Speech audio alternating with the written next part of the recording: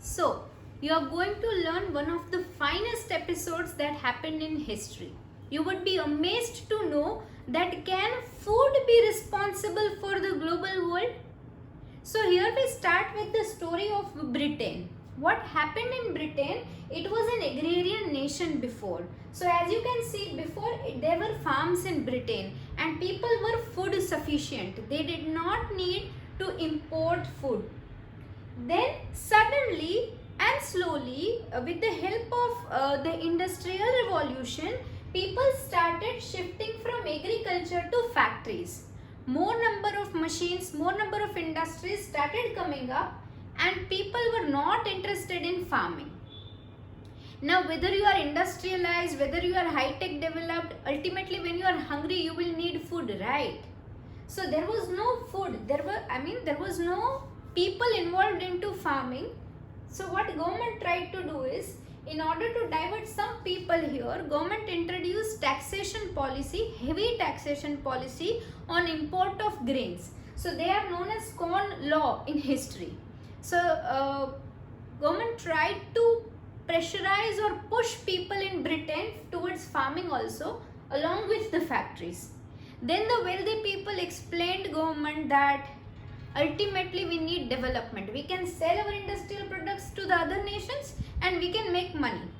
And then thinking with the higher inflation rates, government decided to take it back. So this corn law was scrapped off later on. But because there were some people who were neither now having the option of farming nor they were set into the factories, and they were very frustrated with the increasing price rise, because when country develops everything goes expensive. So there were some 50 million migrants from Europe to America. This was life changing not only for British people but for the entire world. How? Now when Britishers started importing food from outside, so few countries took this as opportunity. Who? Russia, America and Australia. They started clearing off their forests. They removed their forest and started using that ground for farming. They knew that whatever farm products we will produce will be purchased by Britain.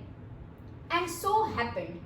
But while all this was being undertaken, there was shortage of manpower because America and Australia, they had less population.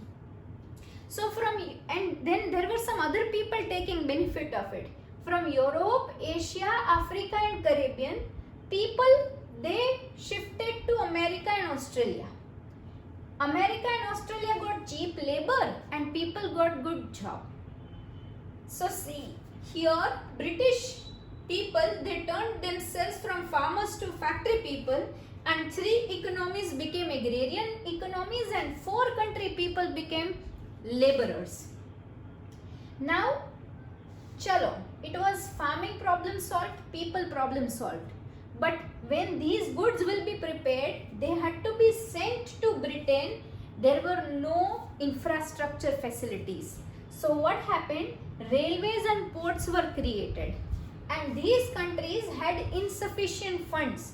So money was given by London. So fund was given to these countries to grow food, to develop railways and ports, to bring people here and to make sure that Britain gets food. For one country's economy, for one country's food, so many people got benefited, making it a global world where food is made in some countries, people come from some other countries, there is a lot of development made, fund comes from some other country and ultimately reaches to some other country. Isn't this beautiful, children? How changes came up in British economy? Because of that change in British economy, how these countries, Russia, America, Australia, changed their economy. And because of these and these, how poor people from Europe, Asia, Africa and Caribbean got their jobs.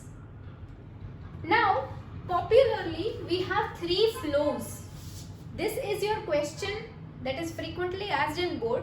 What 3 flow? What different type of flow were found? or it is also asked in 5 marks, it explains the global agricultural economy. So here you see children, goods flowed from where? The finished products, industrial products from Britain flowed here, and the agricultural products from Russia, America and Australia flowed here, right? Second, they say is labor. You see, labor of Europe, Asia, Africa and Caribbean flowed to America and Australia. Here those who couldn't survive, 15 million people, they moved from Europe to America. So there was the flow of labor and the flow of capital. You see, initially to do all this, London gave funds, gave money. These people got work, they also got money.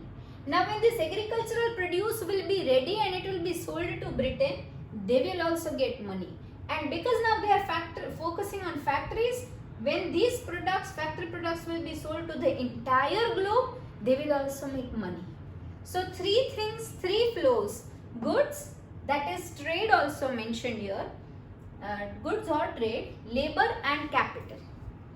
So this is a beautiful story regarding what happened, popularly known as global agricultural economy, and this started from 1850s, but it was at its peak in 1890s. See you with more episodes in the upcoming class, children. Bye bye.